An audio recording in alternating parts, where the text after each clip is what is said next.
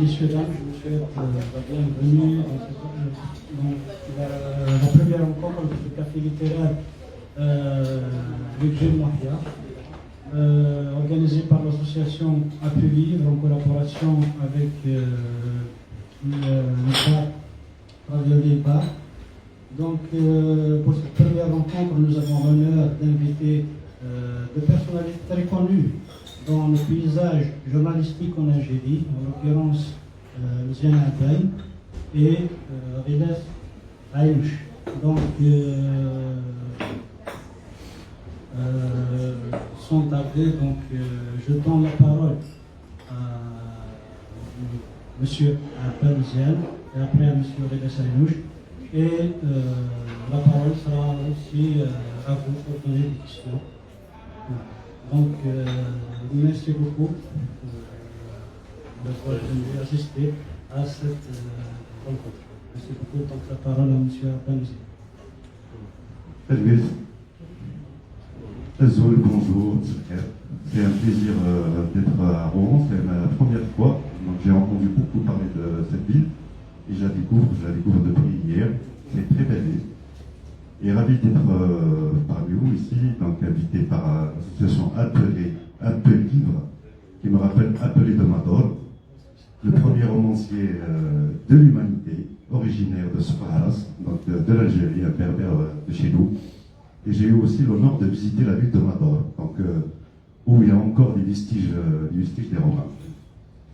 Et ce ne sont pas seulement des vestiges des Romains, mais ce sont aussi des vestiges des Berbères, qui nous rappellent cette belle civilisation et qui persiste et qui résiste jusqu'à aujourd'hui. Donc, parler de la presse algérienne. Pour moi, la presse, d'ailleurs, c'est toujours un sujet de débat quand je rencontre des journalistes de d'autres pays. Ils ne comprennent pas pourquoi la plupart des journalistes sont aussi militants. Parce qu'à chaque fois qu'on discute forcément politique, engagement, ils arrivent à sentir un peu cette fibre militante en nous. Moi, je leur dis toujours la même chose, que la presse algérienne est née aussi de la lutte. Comme la lutte syndicale, la lutte de la liberté de la presse, la liberté d'expression, comme les partis qui étaient à l'époque dans la clandestinité durant le parti unique. C'était aussi une forme de lutte. Et comme en Algérie, donc avant 89, quand on était sous le parti unique, sous le FLN, évidemment les luttes, les contradictions sociales à l'époque ont fait que un changement était imposé par les forces qui vivent, donc qui luttaient à l'époque, comme les partis, comme les syndicats, comme les étudiants. La presse en faisait partie aussi.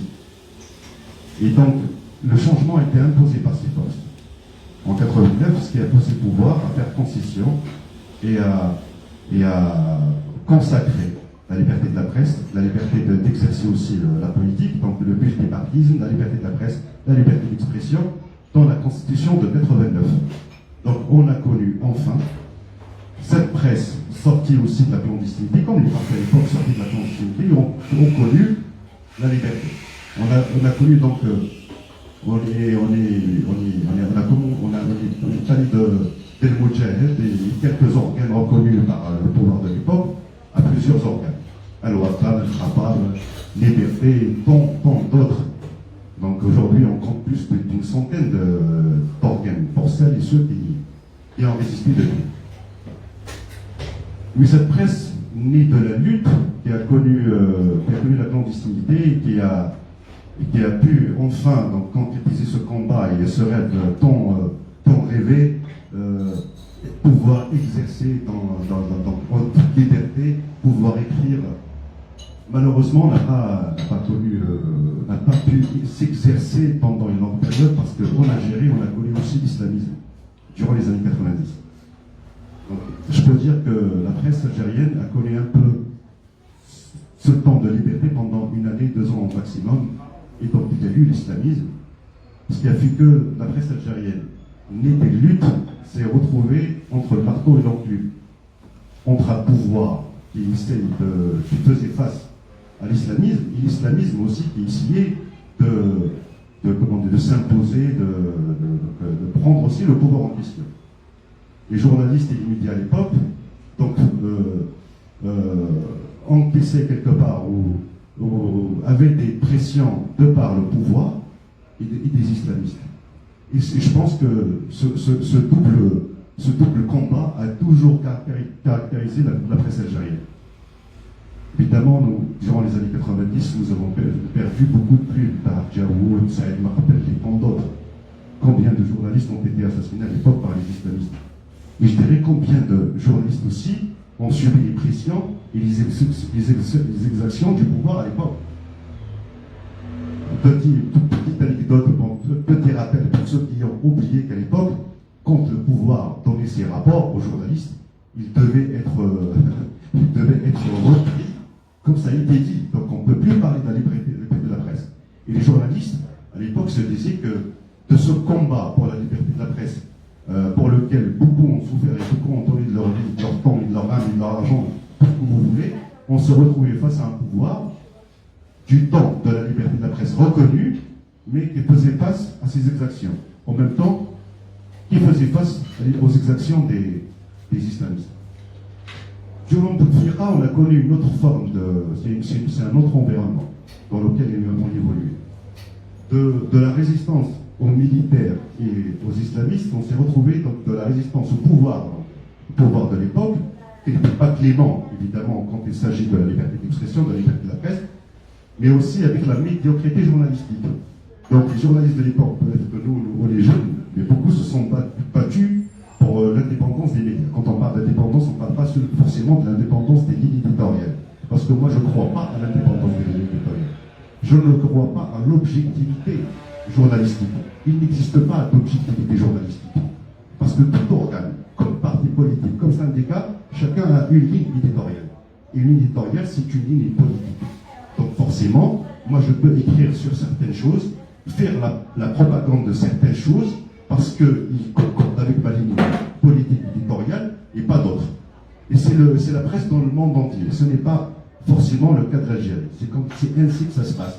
Aujourd'hui, par exemple, tant de chaînes sont détenues par Bolloré en France, et dans ces chaînes, on ne peut pas critiquer Bolloré. C'est ça. C'est la force de l'argent. Et à l'époque, on avait affaire à un autre phénomène, la médiocrité journalistique. Le pouvoir a compris en fait que, en quelque sorte, il a répondu donc à la revendication des journalistes et de la presse, celle de pouvoir un jour avoir des chaînes privées, par exemple, dans lesquelles on peut avoir des débats libres, les libertés de temps, parce qu'on n'avait pas ce PNTV, donc les chaînes publiques. Le pouvoir a fini par céder sur cette question. Donc il a permis à beaucoup de chaînes privées d'émerger. Sauf que ce sont des chaînes, le pouvoir il donne pour reprendre, il ne donne jamais pour donner. Évidemment, c'était des chaînes, et ce sont encore des chaînes de télévision qui n'ont pas de statut algérien. Aux yeux du pouvoir, ce sont des chaînes de droit étranger. De droit étranger. Y compris dans toutes les chaînes que nous avons aujourd'hui en Algérie, ce sont des chaînes de droit étranger. Sauf qui ont une autorisation d'exercer en Algérie. Donc elles sont, en fait, elles aussi, elles sont prises entre le marteau et l'enclume. De part, elles doivent exister, elles doivent continuer à exercer, mais d'autre part, elles sont tenues par le pouvoir parce qu'il n'y a aucun statut qui les protège. En fait, elles sont à la merci du pouvoir. On a toujours été pris dans cette équation avec le pouvoir algérien. Mais le problème, c'est que ces chaînes, au lieu de verser dans l'objectivité, parce que nous avons aussi une part de responsabilité. Les organes qui existent depuis 20, 30 ans ont certainement eu des générations qui les suivaient, qui les lisaient. Peut-être de construire peut-être des générations. Donc on a une génération de Chorok maintenant, de Nahar, de par leur médiocrité, ils ont tout fait pour en avoir en Algérie une médiocrité même presque institutionnalisée aujourd'hui. En termes de... Je ne sais pas si vous m'entendez parce que moi je m'entends pas. Non, justement, on entend un peu. On entend rien, juste un bourdonnement. Donc, oui, est-ce que vous... Non, ici ça va. D'accord. Si je voulais juste reculer un petit peu. Sur les réseaux. Le problème, c'est que je m'éloigne. Non, c'est pas mal. Là, ça ça va comme ça? fait un son ton comment c'est comme ça, c'est mieux, je pense. Parfait. Donc, je dirais qu'on avait affaire, donc nous qui nous battions pour la liberté d'expression, pour la liberté de pouvoir créer des chaînes de télévision dans lesquelles on peut débattre, dans lesquelles on peut promouvoir la liberté d'expression et la liberté de diverger, la liberté de débat, la liberté de... Ça, malheureusement, on s'est battu pour avoir ces chaînes, mais ces chaînes qui se sont retournées contre la liberté d'expression, contre la diversité, et qui ont fini avec la ligne du pouvoir. Donc c'est des lignes. Pourquoi j'ai dit qu'on a une responsabilité? Nous avons aussi une responsabilité politique par rapport à toutes ces générations. Parce que nous avons le droit d'informer, nous avons aussi le droit d'éveiller la société, notamment les télévisions. Parce que moi, je fais partie moi, je suis journaliste de la presse écrite. Mais on compte beaucoup aussi sur la presse, sur la télévision, sur les radios. Bon, les radios, on n'en a pas. On a bien évidemment des radios, mais on n'a pas des radios libres. On n'a pas des radios en dehors de celles publiques. Malheureusement, le concept de radio n'a pas été émergé, n'a pas été encouragé, contrairement aux chaînes de télévision. Mais une responsabilité partagée aussi par nous. C'est vrai que nous évoluons dans un environnement très hostile, mais il faut dire, par exemple, j'ai eu une fois le privilège, la chance d'assister à une rencontre de deux journalistes du monde arabe, ce qu'on appelle le monde arabe, donc le Moyen-Orient et l'Afrique du Nord. Et j'étais sidéré de découvrir que la presse algérienne a beaucoup d'avance par rapport aux presses des autres pays. C'est incroyable, y compris par rapport aux pays voisins, c'est-à-dire par rapport au Maroc et en Tunisie. Je veux dire par exemple qu'en Tunisie, on ne connaissait pas l'enquête avant, durant Ben Ali. Les Tunisiens ont commencé à faire des enquêtes, et donc l'enquête commençait à devenir une chose importante dans la presse qu'après Ben Ali. Parce qu'à l'époque, ils n'avaient pas le droit de le faire. Donc, en termes d'engagement, c'est vrai que la presse, la liberté d'expression en Algérie est un acquis, jusqu'à une certaine période, jusqu'à 2014. C'était un acquis. Et les journalistes étrangers, quand ils venaient en Algérie et qu'ils découvrent la liberté de temps en Algérie, ils sont choqués. On leur expliquait tout simplement que c'est un combat, comme tous les autres, et que la liberté d'expression est un acquis malgré les entraves, malgré le fait qu'on évoluait dans un environnement hostile à la liberté d'expression. Mais c'était un acquis, c'était notre acquis. On est passé donc d'une presse qui résistait à la fois aux islamistes et aux militaires à une presse qui résistait à la fois au pouvoir et à la médiocrité journalistique. Parce qu'à la fois, on doit faire notre travail, mais aussi, on essayait d'enclencher une sorte de débat entre journalistes afin de leur dire, mais écoutez, vous ne faites pas émerger la liberté d'expression, les valeurs démocratiques, la liberté d'information, mais vous êtes en train de propulser la médiocrité en Algérie, avec tous les programmes que nous connaissons, Chemso, machin et tout, ce n'est qu'un exemple. Donc c'est des programmes plutôt qui nous font regresser que progresser. On est passé à une autre étape après 2014. 2014, après le quatrième mandat, les gens qui se rappellent de cette période, à l'époque, le quatrième mandat était une pilule difficile à faire passer. Évidemment, Bouteflika et son plan à l'époque avaient un problème avec la presse critique. Avec la presse critique qui ne voulait pas forcément accepter un quatrième mandat, qui était très très critique par rapport durant cette période. Je me rappelle qu'Amar Abdelouis, qui était ministre à l'époque, il disait les organes de presse qui sont contre le quatrième mandat de président, allaient le payer très cher et on l'a payé très cher. On l'a payé très cher. Parce qu'en fait, les restrictions en Algérie, pour les simplifier. Avant 2014, notamment avant que certains organes n'aient leur propre imprimerie, parce que tous les organes à l'époque dépendaient de l'imprimerie nationale. C'était facile pour le pouvoir, par exemple, de supprimer un organe. Il suffit de donner l'ordre à l'imprimerie nationale pour ne pas imprimer tel organe et il disparaît. Sauf que certains organes, notamment la Ouattara, Liberté et le Khabar, ont compris l'enjeu ils ont fini par cotiser entre eux, ils ont acheté une imprimerie propre à eux. Et donc, le pouvoir ne pouvait plus exercer la même contrainte comme avant. Sauf qu'en 2014, tout a changé.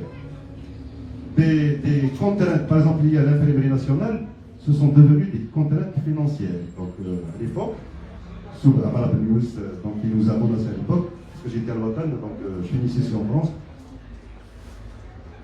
Le pouvoir donnait des ordres à toute entreprise, y compris les multinationales, de ne pas donner les annonces à ces organes qui avaient leur propre imprimerie, donc qui dépendaient plus d'eux. Parce que ces organes ne touchaient pas à l'époque la publicité publique. C'était aussi un moyen de pression. Et depuis, donc, du jour au lendemain, on s'est retrouvé avec un quotidien avec zéro pub. Même celle de Didina, il n'y en a pas. Mohamed, mon ancien collègue, lui était à l'OTAN, donc je sais qu'il se rappelle de cette époque. Et donc on est passé d'un journal prospère, à un journal qui avait des difficultés pour payer ses propres journalistes. À l'époque, nous à l'OTAN, on ne pouvait pas, c'était quelque chose de nouveau pour nous. Donc les journalistes qui ne calculaient pas leur salaire, donc la fin du mois, ils ne calculaient pas parce que c'était un journal prospère. On était bien à des journalistes qui attendent la fin du mois. On attendait la fin du mois parce qu'on n'avait rien. On n'avait rien. Donc le pouvoir a compris en fait, avec l'espoir des restrictions financières. Et ces organes souffrent jusqu'à aujourd'hui. Ils risquent de disparaître. Quand on dit qu'un monument comme El-Watan risque de disparaître aujourd'hui, c'est quand même l'histoire de la presse qui disparaît. Et avec elle, il y avait des organes qui ont disparu, comme le Matin, à l'époque, qui est une grande perte pour nous. D'autres l'ont été aussi avant le Matin. Et maintenant, des organes comme Liberté, comme Al-Khabar, comme Al-Watan risquent de disparaître. Et moi, en tout cas pour moi, ce sera la disparition d'une belle époque de lutte journalistique. Nous-mêmes, la petite génération qui ont commencé, donc, on a commencé dans les années 2010, par exemple. Pour nous, c'est les histoires de nos prédécesseurs, de nos anciens journalistes assassinés ou pas. Et donc, ceux et celles qui ont continué le combat par la liberté d'expression et la liberté de la presse, c'était quelque chose pour nous. On a beaucoup appris, surtout ils nous ont percé. Donc, c'est eux qui nous encourageaient et stimulaient. Qu'ils soient vivants, c'est leur histoire, s'ils se sont morts. Qui ont fait que nous avons émis ce travail, nous avons émis ce domaine, et nous l'avons, moi personnellement, je l'ai fait de tout mon cœur. J'ai tout donné pour ça. Moi, je dirais que l'époque que nous vivons aujourd'hui, c'est vraiment la fin d'une belle histoire de lutte et de combat pour la liberté de la presse et de l'information. Et je m'arrête là, parce que je ne veux pas me projeter. Me projeter, ce sera peut-être un autre débat si vous posez la question. Je reste là pour dire que on continue quand même à résister malgré toutes les difficultés en Algérie. Il y a des journalistes, femmes et hommes, qui continuent à résister, qui continuent à maintenir le flambeau haut. Mais c'est une situation très difficile, comme vous le savez aujourd'hui. Aujourd'hui, emprisonner un journaliste, ce qui n'était pas le cas de ce Bouteflika. Bouteflika est emprisonné aussi. C'est pas aussi flagrant, comment dirais-je, c'est au-delà de la dictature, c'est l'oppression, c'est difficile la situation que nous vivons aujourd'hui. Il y a un journaliste, Rabah Karash, qui a été libéré il y a quelques jours. Il a été emprisonné pour avoir partagé son propre article sur sa propre page Facebook. C'est incompréhensible. Et on a d'autres journalistes, Mohamed Mouloud ou Boras d'Al-Bayad, emprisonnés parce que tout simplement, Mohamed Mouloud, il travaille pour la liberté, donc il ne travaille pas pour un organe non reconnu, non agréé. Donc il travaille pour un organe quand même qui a son aura, qui a son histoire, qui a sa place en Algérie, tout simplement parce que ses écrits dérangent. Boras d'Al-Bayad, c'est vrai que lui, il a la double casquette, militant et journaliste, mais il a été emprisonné pour ses écrits. Donc nous vivons une situation très difficile dans laquelle tout a été remis en cause, y compris nos acquis des années 90 ou des années 80. Tout a été remis aujourd'hui. Moi je pense qu'aujourd'hui, il faut penser la question autrement. Il faut penser même la question journalistique autrement. Il faut penser la survie du journalisme, de la liberté, donc de l'information, de la liberté d'expression. En Algérie, il faut la penser autrement. Il faut la mettre dans ce contexte militaro-politique et dans ce contexte aussi difficile, hostile à la liberté d'information et à la liberté de la presse. Moi, je pense notamment aux médias alternatifs. Parce que, comme a été l'histoire du journalisme en Algérie qui est née des luttes, c'est aussi une forme de lutte aujourd'hui, qui peut se faire avec les moyens d'aujourd'hui, les nouvelles technologies, qui peut se faire aussi avec la nouvelle génération de militants qui sont connectés à tout, à Facebook, Instagram, à beaucoup de formes de communication nouvelles.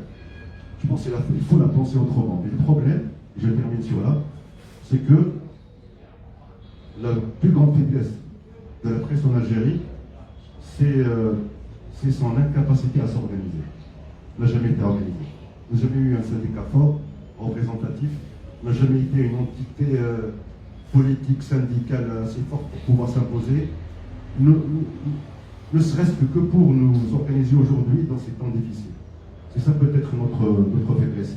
Et c'est le point peut-être sur lequel on doit réfléchir à l'avenir. Comment nous organiser, comment pouvoir être solidaires entre nous et comment pouvoir maintenir cette flamme, une flamme qui est un legs très lourd laissé par les anciens et les anciens. Merci.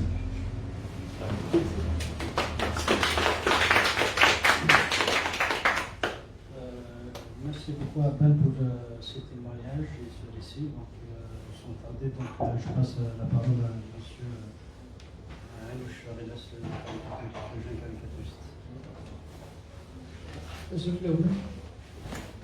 tout le monde. Je suis honoré de me retrouver ici parmi vous. À Rouen, c'est mon deuxième voyage ici à Rouen. C'est toujours un grand plaisir. Et je suis là pour parler un petit peu, puisque Ziane a retracé un petit peu l'historique du journalisme en Algérie. Et moi, je vais essayer un petit peu de parler du journalisme et beaucoup plus de dessin de presse, des difficultés surtout liées à ce métier. Et moi surtout c'est un métier passion, ce que j'appelle le métier passion. Comme disait Ziel, en fait le journalisme, la presse algérienne, elle est née après, surtout après les événements du 5 octobre 88. Il y a eu plus de 600 morts, des blessés, et moi, après il y a eu le discours de Chadli le 10 octobre, et comme par hasard, moi je suis né le 10 octobre 88, c'est-à-dire juste comme par hasard après le discours de Chadli. Là où il a promis, c'est-à-dire la fin du parti unique, l'ouverture du champ politique et l'ouverture médiatique, finalement, ma vie elle a commencé avec une fausse promesse. Voilà. Déjà, un faux départ. Déjà, c'est une catastrophe. Et là, et par la suite, c'était en 89, il y a eu la chaîne républicaine, c'est-à-dire à l'époque avec Saïd Marbel, avec des Tarchaout et des journalistes de renommée en Algérie, d'une très très grande culture, qui ont cette passion du journalisme et qui ont aussi une belle plume. Et c'est des journalistes aussi qui sont militants et qui ont donné beaucoup de chance pour les jeunes à l'époque, que ce soit des journalistes ou caricaturistes, afin de rentrer dans ce domaine-là du journalisme. Et quand j'étais petit, à l'époque, je lisais tous les journaux. J'avais la chance d'avoir un oncle, c'était le plus grand vendeur de journaux à PGA. Je me rappelle très bien à l'époque où le journal le matin, c'est-à-dire à 9h du matin, il y a 1200 numéros. À 9h, les 1200 numéros sont déjà épuisés. Et le deuxième tirage, il arrive d'Alger à 13h. c'était à l'époque, il n'y avait pas les réseaux sociaux, un journal, le matin par exemple, il fait le tour de tout un village. C'est-à-dire, les gens lisent, il y avait des grandes plumes, et surtout à l'époque, il y avait des journalistes et des photographes qui risquaient leur vie, surtout à l'époque de la décennie noire.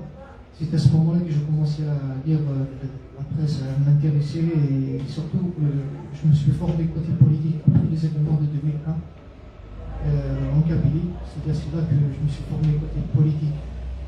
Et moi, j'ai commencé à rentrer pour la première fois dans la presse et à connaître surtout les coulisses à partir de 2008. C'est là que j'ai commencé pour la première fois. Et en lisant surtout auparavant Charlie Hebdo et le Canard enchaîné qu'on envoyé de France en Algérie, j'avais une certaine image de la satire, de la caricature, etc. Et aussi en lisant, quand j'ai découvert les journaux en Algérie tels que Liberté, Le Watan et Le Matin, et j'avais cet idéal dans ma tête, la liberté d'expression, surtout je suis un fervent fan de Coluche, et aussi dans le militantisme comme Matoub, etc. En étant jeune, on essaye de se projeter, de s'inspirer des autres artistes, même qui ne sont pas du domaine du dessin, soit dans les combats. Et j'avais cet idéal d'une presse libre, indépendante, on peut s'exprimer librement, etc. Et là, c'était une douche froide quand j'ai commencé en 2008. C'est-à-dire déjà les premiers dessins. Et on me demande, il ne faut pas dessiner ça, il ne faut pas faire ça. Même quand je dessine un type avec un costume, est-ce que c'était un ministre et finalement, à cette époque-là, il y avait eu le soir d'Algérie, et il y avait Le Watan et Liberté. Quand je parle des journaux francophones, et le journal en arabe. C'était à peu près les journaux qui ont une certaine liberté. Mais à part ces journaux-là, moi je travaillais avec des jeunes indépendants, avec l'hebdomadaire Avis et d'autres journaux. À cette époque, c'était très très difficile de se faire un nom et d'avoir une place. Ce qui m'a sauvé à cette époque-là, c'était les cafés littéraires. Parce qu'à l'époque, il n'y avait pas encore des réseaux sociaux pour s'exprimer. Contrairement à aujourd'hui, c'est un dessinateur ou un journaliste, il ne peut pas s'exprimer dans un journal papier. Et il peut créer son site, où il y a des journaux électroniques qui sont plus libres aujourd'hui, comme l'Avant-Garde d'Algérie par exemple. Et j'ai été déçu des débats, et surtout quand on connaît les coulisses des journaux, comment ça fonctionne. Peut-être tout à l'heure on va rentrer un peu plus dans les détails.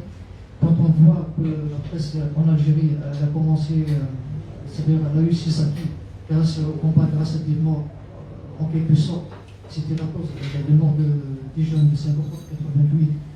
Et il y a eu plus de 100 journalistes assassinés durant la décennie noire. Et on voit que des responsables de journaux aujourd'hui n'ont pas cette passion dans l'âme, comme j'ai cité tout à l'heure, Saïd Morbe, Tahjaoud et d'autres, qui sont morts pour leur passion, pour la liberté d'expression, pour le journalisme. Aujourd'hui, c'est les commerçants, il faut le dire, c'est-à-dire ils attendent seulement la main du pouvoir, la publicité de la net et les articles de l'APS. Sinon, pour les enquêtes, il y a de grands journalistes d'investigation et des enquêtes, mais sinon le reste, seulement ils attendent l'AFP pour l'étranger, sinon l'APS et les publicités de la net et les publicités privées. C'est-à-dire qu'ils font du commerce. Et aujourd'hui, l'avantage qu'on a, c'est les réseaux sociaux. Les gens ils peuvent s'exprimer sur les réseaux sociaux. Et comme toute dictature, elles essaient toujours de trouver des astuces pour bloquer les gens qui essaient d'exprimer librement. J'ai remarqué, à titre d'exemples comme des dessinateurs de presse. Par exemple, sur ma page Facebook, il y a des mois où j'atteins 3 millions de personnes sur ma page Facebook. Et ces 2 derniers mois, en un mois, même pas 500 000 personnes atteintes. C'est à cause des signalements. Là, ils ont trouvé une autre solution. Ils savent que les gens vont s'exprimer sur les réseaux sociaux. Et l'autre astuce qu'ils ont trouvé, c'est de signaler une publication qui va à l'encontre de leur idéologie et qui critique le pouvoir. Là, j'ai essayé de parler un petit peu de mon expérience, parce que mon ami Oziane m'a parlé un petit peu de l'historique. Et pour autre chose, on va en parler avec le départ, au fur et à mesure que le départ avance, on va apporter peut-être d'autres questions.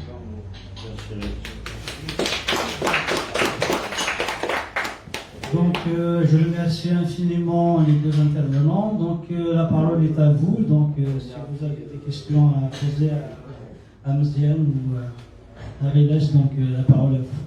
Donc, le champ d'expression est libre avec nous, donc on vous donne la parole. Donc, Mohamed.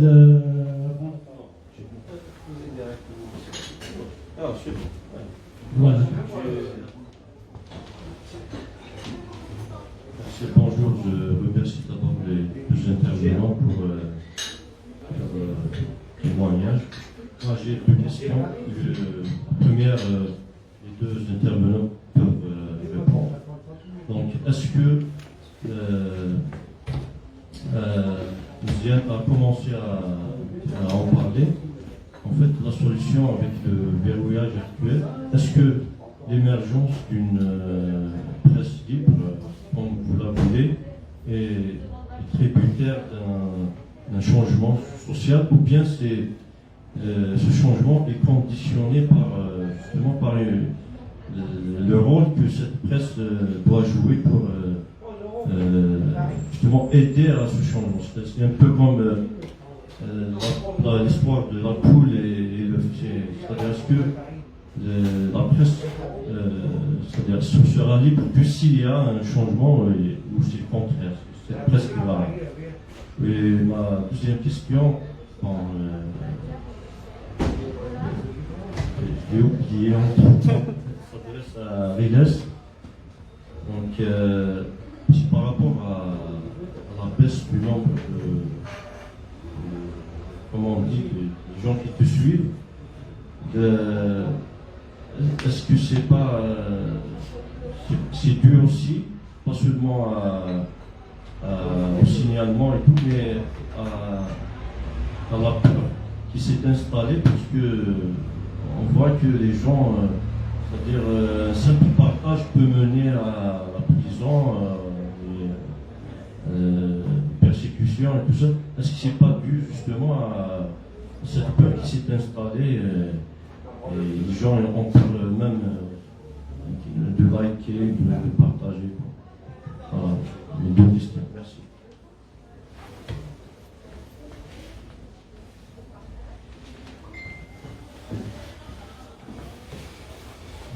Moi, me concernant, je pense que la seule chose que nous pouvons faire aujourd'hui, c'est résister. Résister. On n'a pas d'autre choix.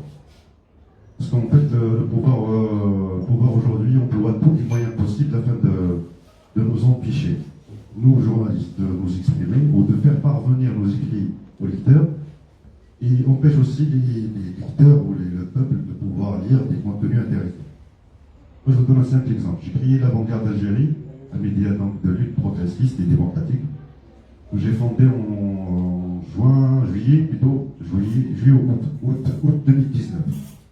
Depuis que j'ai compris que je ne pouvais pas retourner en Algérie, que c'est fini, j'ai accepté la situation, mais comme je ne pouvais pas travailler pour l'OTAN, parce qu'on m'a proposé à l'époque l'économique, qui est contraire, je pige rien à l'économie, donc j'ai compris que c'est fini. Donc pour continuer à faire ce que je fais, parce que moi en Algérie j'ai une double casquette, celle du journaliste et du militant à la fois.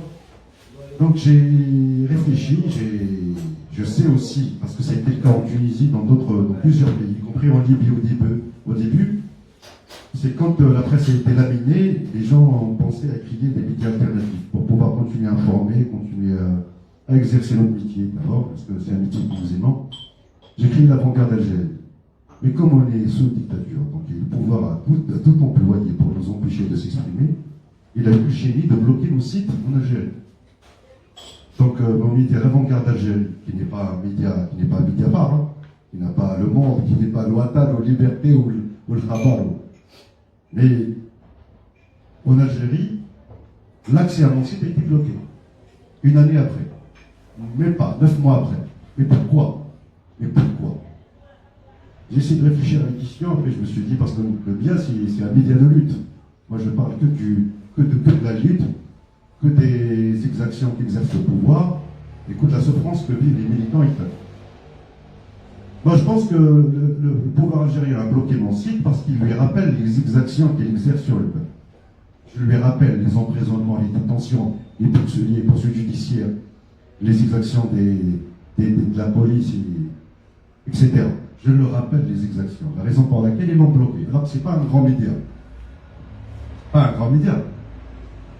Donc il arrive déjà à bloquer l'accès à un petit média comme le mien.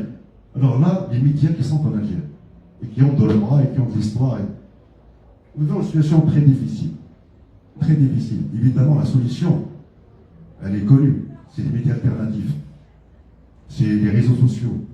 Après, les réseaux sociaux, c'est un grand tchouka aussi. Hein.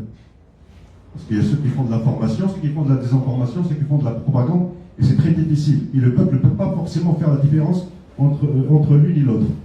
Il ne peut pas faire la différence. On a aujourd'hui des blogueurs qui font de la propagande, qui font de la désinformation, qui font de la dépolitisation, et qui sont très suivis. Et d'autres peut-être qui essaient d'informer, qui essaient de faire dans la construction, mais qui ne sont pas suivis. Parce que c'est une tendance mondiale aujourd'hui. Le populisme a permis à Trump de gagner l'élection. Il est devenu le président des États-Unis. C'est pas Éric Zemmour aujourd'hui, il peut le devenir aussi. Hein.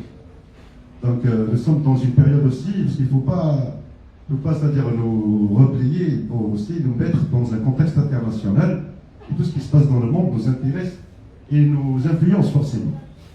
Donc, nous sommes sous un pouvoir qui interdit toute forme d'expression, pas forcément journalistique, mais même politique, artistique, tout ce que vous voulez. Toute forme d'expression et qui lamine tous les organes de presse qui essayent de continuer à informer et à exercer leur métier d'une manière objective mais convenable. Et quand il s'agit de la presse électronique, parce que c'est la plus difficile pour lui, comment maîtriser des sites d'internet? Parce que pour la presse écrite ou les télévisions, c'est des entités reconnues qui ont une adresse, une direction, donc c'est facile d'y aller leur dire c'est fini, votre film est achevé. Mais pour la presse électronique, c'est très difficile de la maîtriser. Donc ils ont trouvé un moyen très facile. Il suffit de mettre l'adresse de l'organe, de le bloquer, c'est définitif en Algérie.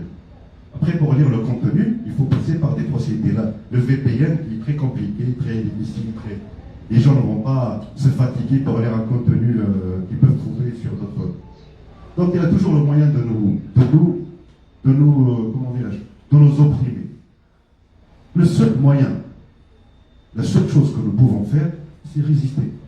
Résister en utilisant ce que nous avons de plus beau aujourd'hui, la technologie et les réseaux sociaux.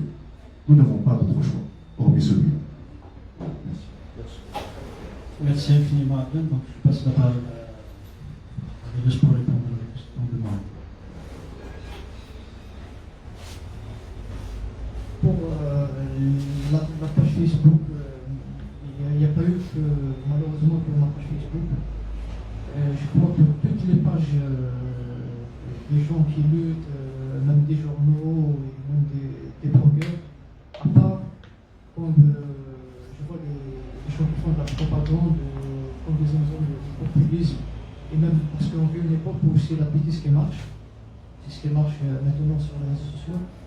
Et dès que vous commencez à critiquer ce qui ne va pas, et on ne caresse pas dans le sens du poil, et là ça commence les signes. J'ai vécu cette période après la mort de Gaïd Salah, après le mort de ça.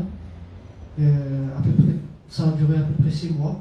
Ensuite, la page est de retour à la normale, c'est-à-dire j'ai atteint le chiffre de 2 à 3 millions de personnes atteintes par mois, mais là, ça fait depuis 2 mois.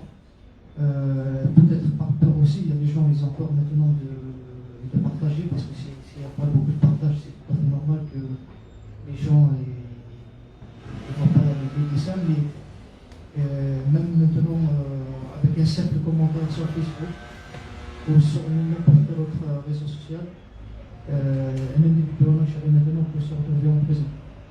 On est quand Bouteflika a été soi-disant démissionné et a été dégagé au mois de mars 2019, à ce moment-là, il y a eu un espoir, un grand espoir. On s'est dit peut-être qu'à partir de maintenant, surtout avec le Hirak à ce moment-là, tous les gens dans la rue et tout, et finalement, avec la prise de pouvoir à ce moment-là par Eid Salah et la venue de Tebboune par la suite, ils l'ont imposé comme président, et à ce moment-là, on est passé d'un système totalitaire où, à ce moment-là, quand il y a eu Bouteflika, même si c'est difficile de parler d'où, mais au moins, je me rappelais très bien à ce moment-là, j'ai fait des dessins qui dépassent un petit peu, si je regarde maintenant, pour certaines, les limites, mais je n'ai jamais été convoqué en justice. Il y a des gens qui ont voulu m'attaquer en justice, mais on n'ont pas fait. J'ai été tabassé pour mes dessins, j'ai été licencié, mais à aucun moment j'ai reçu une convocation en justice depuis 2008. Et là, depuis la venue de Eid Salah et la prise de pouvoir par Tebboune, là c'est devenu carrément une dictature. Là ils sont en train de concurrencer la Corée du Nord carrément. Surtout avec la nouvelle loi, maintenant ils peuvent taxer n'importe qui de terroriste, n'importe quel opposant. Maintenant en Algérie, que ce soit militant, journaliste ou même simple citoyen qui n'est pas d'accord avec le pouvoir en place, ils peuvent le taxer de terroriste, ils peuvent dire qu'il appartient à tel ou tel mouvement. Je peux citer par exemple le MAC. Si vous faites n'importe quelle publication, pour moi par exemple qui ne fait pas partie de ce mouvement, et même Mouziane ou n'importe qui ici qui ne fait pas partie de ce mouvement, il peut dire on peut ne pas partager les idées du MAC, comme certains peuvent partager, chacun est libre, mais si on dit par exemple c'est pas normal qu'un mouvement on le taxe par exemple de terrorisme. Même si je ne fais pas partie du MAC, le MAC n'est pas un mouvement terroriste. Le fait de dire que le MAC n'est pas un mouvement terroriste et de contrarier le pouvoir en place, ils peuvent vous taxer que vous appartenez à ce mouvement et que vous êtes du MAC et du coup vous êtes terroriste. Et si vous êtes terroriste, si vous vivez en Algérie ou en Kabylie, là c'est simple, c'est-à-dire on vous confisque votre passeport. Soit vous êtes en prison, vous n'avez pas le droit de payer. Si vous vous retrouvez à l'étranger comme maintenant, vous ne pouvez pas rentrer en Algérie. Et si vous avez des biens en Algérie, ils peuvent confisquer les biens. Et si vous avez de l'argent, ils peuvent même les saisir. Voilà, maintenant ils ont passé à un autre stade supérieur. Maintenant, n'importe quel opposant qui peut se retrouver à l'étranger ou à l'intérieur du pays, il peut payer le très fort. Je crois que même à l'époque de l'indépendance de l'Algérie, de 60 à ce jour, on n'a jamais vécu un périmètre aussi délicate que la période qu'on vient de vivre aujourd'hui. Et je connais même beaucoup de militants et de journalistes qui ont arrêté carrément d'écrire sur Facebook et qui ont même abandonné. Je peux citer même le site en ligne qui s'appelle Réveil Nouvel. Par exemple, les journalistes en Algérie, tout le monde a arrêté. tous ces journalistes, ils ont arrêté. Parfois. Parce que ils peuvent facilement, avec l'adresse IP, les localiser. Donc, les journalistes, ils ont arrêté ils ont arrêté les blogs, pareil, ils ont arrêté de poster sur Facebook. Partout. Voilà, donc le pouvoir, il a installé ce climat de peur et de paranoïa. Et là, c'est ce qu'on est en train de vivre aujourd'hui. Je crois que depuis l'indépendance de l'Algérie, on n'a jamais vécu une telle situation. Merci beaucoup, merci beaucoup. Donc, je passe la parole au monsieur pour une autre question. J'aurais une question. Non, il n'y a pas besoin. Ok. Vous m'entendez bien? Oui, je dis, oui, ça a l'air bien pessimiste tout ça. Moi, je me pose une question, c'est la justice là-dedans. Est-ce qu'elle est complice de l'État? Parce que tout pays, en fin de compte, dans le monde, il n'y a pas que la Corée du Nord. On peut avoir la tentation de qualifier tout le monde de terroriste, mais la justice. Ça, ils sont aussi corrompus, ça aussi être le cas. Je veux dire, quand vous faites un dessin qui fait que normalement vous êtes cité en justice, non? C'est pas comme ça que ça se passe.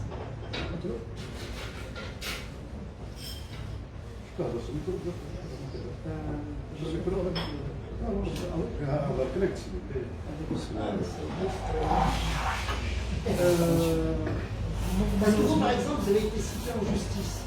Et puis, est-ce que la justice fait son travail? Ou alors elle est aussi du côté du gouvernement? Bien sûr, c'est-à-dire en Algérie, il n'y a pas de justice. En Algérie, il faut vraiment qu'on soit réaliste. Il y a par exemple des choses aussi.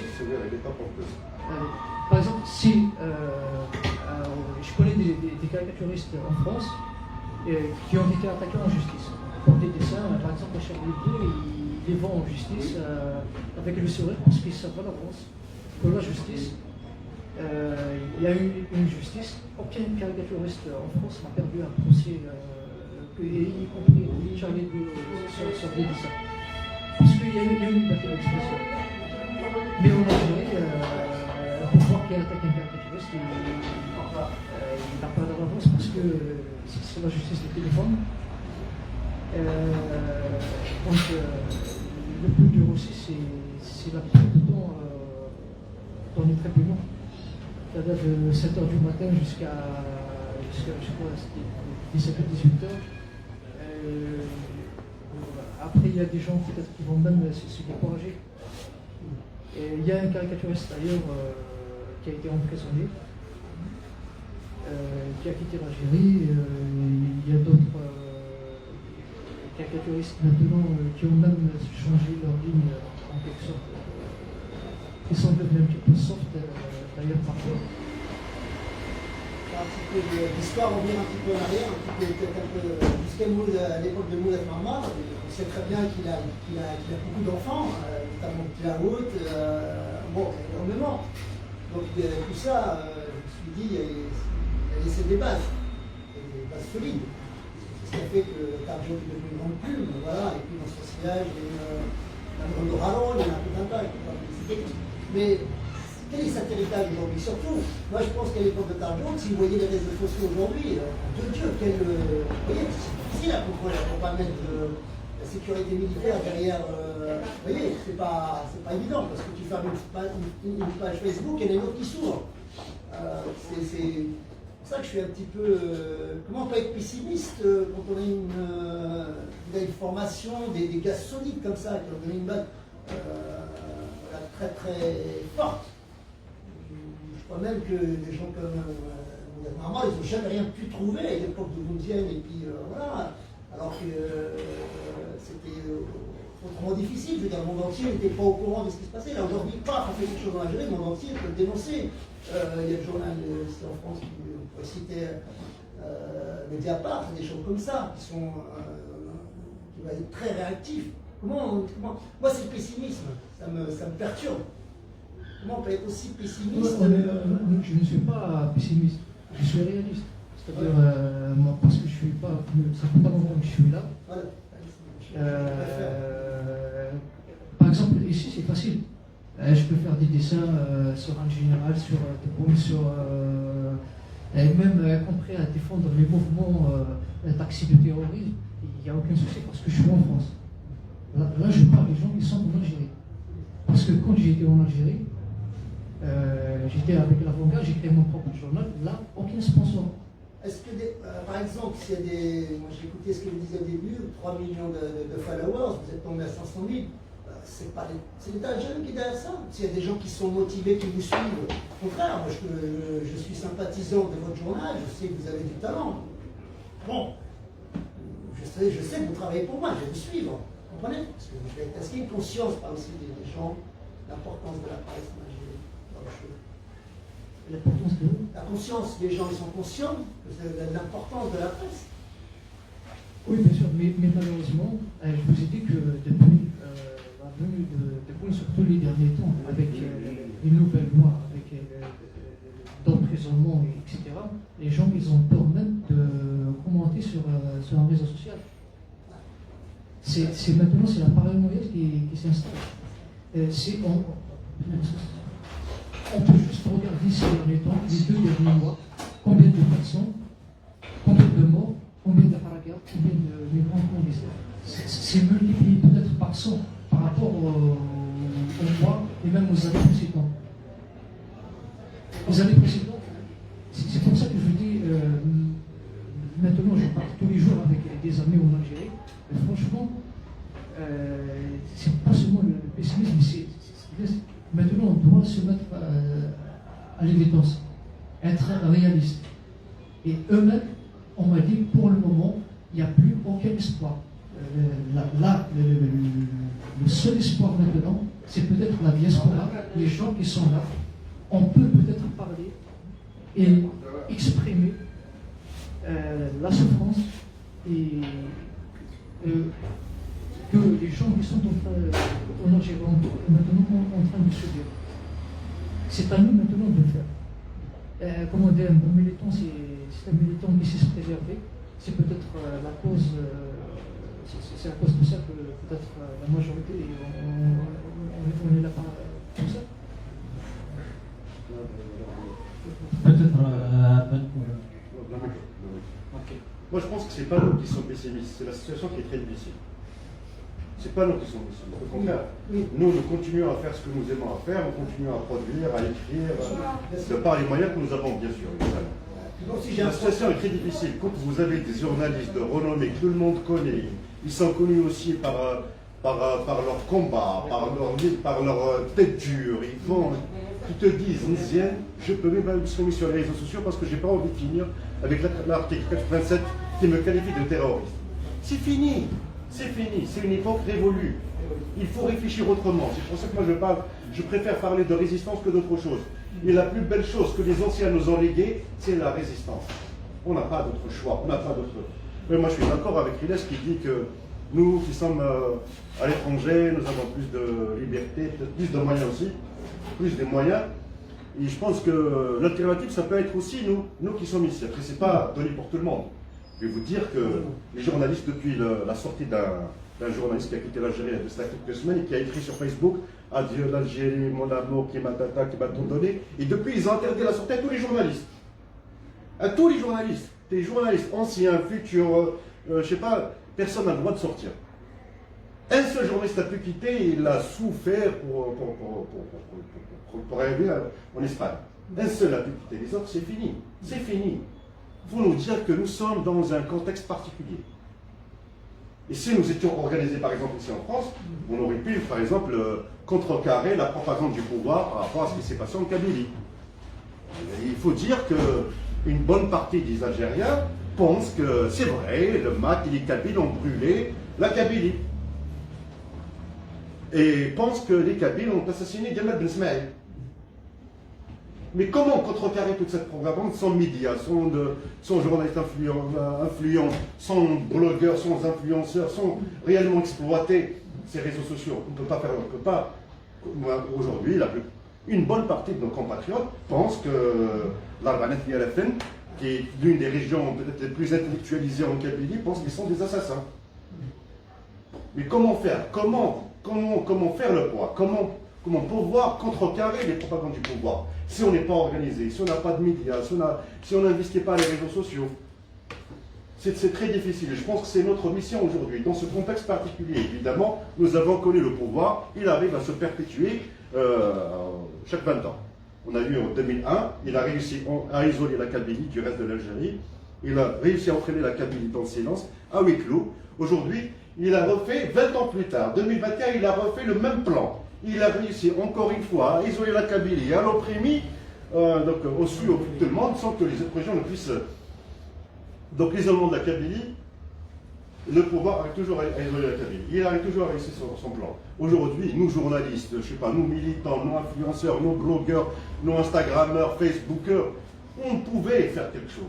On pouvait faire quelque chose si on était organisé, si on avait les moyens de le faire. Non, mais pardon pour la coupure, mais je pense qu'il y a quelque chose qui est paradoxal. Comment la presse, en même temps, les gens sortent dehors. J'ai vu Kamel Daoud qui disait que vous pouvez être une jeunesse formidable. Moi, je fais un vent de liberté vraiment extraordinaire. Comment, dans le même temps, il y a une jeunesse qui n'a peur de rien, qui sort dans la rue de vendredi après vendredi après vendredi. Voilà, moi je la suis parce que je fais partie d'une association qui s'appelle TAF ici en Normandie. Et d'un autre côté, des journalistes, moi je pensais, je me suis dit, waouh, c'est super, même pour les journalistes, ça a été magnifique ça. Il y a un vent, je me suis dit, voilà, il y a un héritage, encore une fois, de Mamri, à Djaout, à la jeunesse d'aujourd'hui. Voilà. Comment ça se fait voilà, et puis je me dis que comment dire, ce vent de liberté, ces enfants qui ont été au sein d'un Voltaire, voilà, d'un Proudhon, voilà, la culture française qui a laissé l'héritage. Comment ça se fait qu'on ne retrouve pas ces gens-là dans la justice, comme il y a dans le journalisme? Comment ça se fait qu'il n'y a pas ça même au sein de la contre-pouvoir du gouvernement? C'est extraordinaire. Moi, je pensais qu'on pouvait voir ça en Tunisie, parce qu'il n'y a jamais eu ça au Maroc. Ça, vous voyez, on va dire que c'est parti en perte et profit, tout ça, c'est fini, c'est parti à volo. Il ne reste plus rien de tout ça. J'ai du mal. Parce que c'est seulement, moi j'aimerais, vous dites que c'est une part. Je préfère à la limite que ce soit une part de réalisme que de pessimisme, parce que le pessimisme, ça a aussi à voir avec l'humeur. L'optimisme, c'est pas un optimisme béat, moi. C'est un optimisme de volonté. Il y a quelque chose à voir avec la volonté, l'optimisme. Alors si on a plus l'optimisme, comment on peut fonctionner? Ah, genre, moi, je suis un enfant de table, moi, bon. Je me suis senti, avant, j'avais pas du tout cette conscience. Je me suis dit, non, je ne peux plus faire comme si que, voilà, Tam Djaoud, voilà, il est mort, on s'y prend un petit peu. Je ne suis pas en train de faire une narcissisme de base de pêche comme ça, mais il est vrai qu'il est mort pour ça. Il y a qu'à lire son dernier livre, Le dernier été de la raison. Il parle que de ça. Il dit à chaque page, je meurs parce que, voilà, j'ai choisi de mourir. Mais c'est pour toi que je meurs. Voilà. Et comment les agents qui sont de grands je suis conscient que c'est une étape dans un processus. Je me dis qu'on ne peut pas être pessimiste. Justement, là, je veux dire, c'est du luxe, à la limite. C'est le temps, maintenant, je me dis que le temps, il n'a pas le rôle des problèmes terroristes, c'est le pouvoir qui devrait avoir peur. C'est les éléphants du FLN maintenant. C'est bien beau tout ça. Je vous ai écouté, c'est bien beau ce que vous dites. Ouais. J'ai même envie de vous mettre entre mes bras. Ouais. Mais la réalité est tout autre. Je préfère que vous parliez de réalité. La réalité est tout autre. Mon optimisme, il est dans mon combat, dans ce que je fais. C'est ça mon optimisme. C'est ça que je vous parle. Mais la réalité est une réalité que je ne peux pas éluder. Aujourd'hui, la situation est telle, ce que j'ai expliqué depuis tout à l'heure. Elle est ainsi. Je vous ai dit, quand vous discutez avec des responsables d'organes, on parle de journalisme. On n'a pas encore parlé d'autre chose, parce que le thème est du journalisme. On parlait des chefs de parti, des leaders politiques. Quand vous lisez Djemal Zenati qui vous dit « je me sens opprimé », l'angoisse, je suis fatigué. Et quand vous savez que des centaines de jeunes qui le suivent et qui le prennent pour un exemple, pour l'exemple de courage, de bravoure, et qui lisent Djemal Zenati dire « je suis fatigué », c'est pessimiste comme vous le dites. Mais c'est la situation d'aujourd'hui. Après, je ne peux pas bâtir ma projection sur des éléments factuels. Là, la réalité, je dois la prendre telle qu'il est, je dois réfléchir, pas tout seul, avec d'autres, pour nous dire comment nous en sortir de cette situation pessimiste. Comment faire du pessimisme quelque chose d'optimiste. Parce que moi, j'ai jamais connu le pessimisme de toute ma vie. J'ai jamais connu le pessimisme, j'ai toujours été optimiste. Parce que je pense que ce que nous vivons aujourd'hui n'est qu'une étape d'un processus très long. d'un processus très lent. Après, ceux qui se projettent, parce que le mouvement, le Hirak, même les médias étaient optimistes. Les médias du pouvoir étaient optimistes. Même Gaïd Salah était optimiste. Tout le monde était optimiste du Hirak. Gaïd Salah qui applaudissait le Hirak, tout le monde était optimiste. Tout le monde était heureux de voir des 6 milliers d'Algériens sortir parler parce qu'eux savaient que le mouvement n'avait ni projection, ni projet, ni organisation, ni contenu, ni stratégie, ni rien du tout. Ils savaient que le mouvement tel qu'il était profitait à eux et pas au peuple et à ses aspirations. Et d'ailleurs, le temps leur a donné raison, et a donné raison aussi à ceux qui disaient qu'à l'époque, le Hirak n'était pas une révolution. Une révolution, elle doit être dotée d'une organisation, d'un projet, d'une vision, d'une stratégie.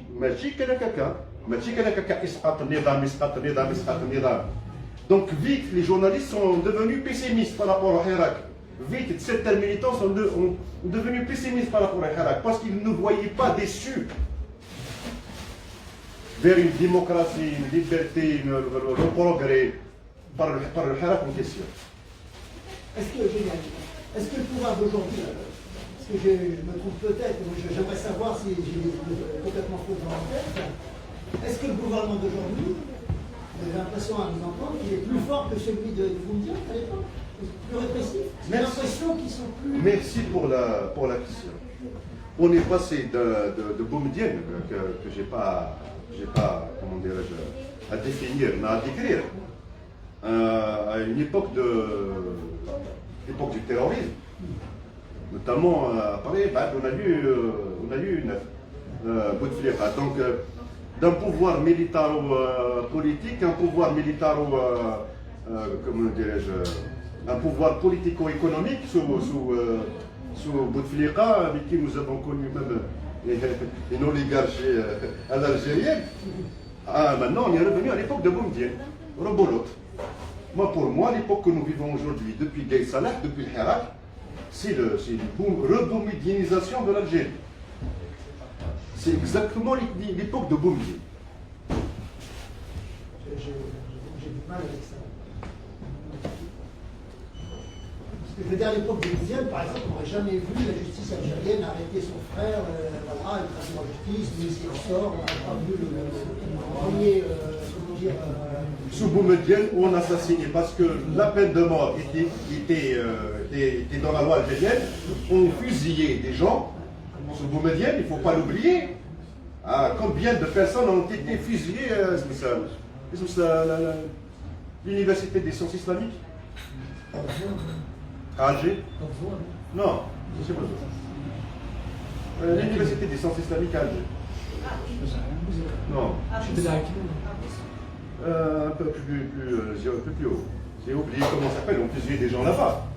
À l'époque de Boumediene, on torturait des gens, on violait des gens, on assassinait des gens. Il ne faut pas l'oublier. Boumediene a assassiné, des révolutionnaires, des militants, notamment les communistes. Bien sûr, on ne peut pas oublier toutes les actions qu'a fait Boumediene.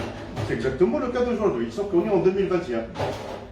Mais j'ai l'impression que le pouvoir d'aujourd'hui, contrairement à l'époque de Boumediene, parce qu'à l'époque de Boumediene, on nous dit, parce qu'il y a un proverbe, une citation algérienne qui dit sous Boumediene, tu parles, tu meurs. Sous Bouteflika, tu parles jusqu'à ce que tu meurs. Maintenant, on est sous Boumediene, tu parles, tu meurs. Tu partages un article, le cas de Rabah Karash de Liberté, il a partagé son propre article. Sur sa propre page, il a été emprisonné pour ça. Aujourd'hui, on nous a sorti l'histoire d'un article 87 qui incrimine le MAC. On a compris plus tard qu'il ne s'agit pas du MAC, il s'agit de la Kabylie. Parce que des militants et compris, moi je vous dis, j'ai un ami, je ne peux pas dévoiler le nom, parce que tout simplement, sa famille a refusé qu'on informe l'opinion publique qu'il a été incarcéré, c'est un ancien de la Roche. Il est anti-MAC. Moi je le connais, anti-MAC. Il a été emprisonné pour appartenance au MAC. C'est incroyable. Incroyable. Donc on a compris que c'est la Kabylie qui a été visée, et pour cela, il y a eu tout un plan machiavélique que nous avons prévenu. Bien avant qu'ils fassent ce qu'ils ont fait. Il y a un plan qui se préparait contre la Kabylie. Les incendies, On n'a pas fini l'incendie, il y a eu une cabale contre la Kabylie. C'est-à-dire qu'on est passé je sais pas, on est devenus tous des assassins, des terroristes. C'est terrible. C'est terrible. Quand moi, par exemple, qui est en France, on m'écrit sur mon page Facebook pour dire terroriste, assassin. Peut-être la télépathie. Tu vois.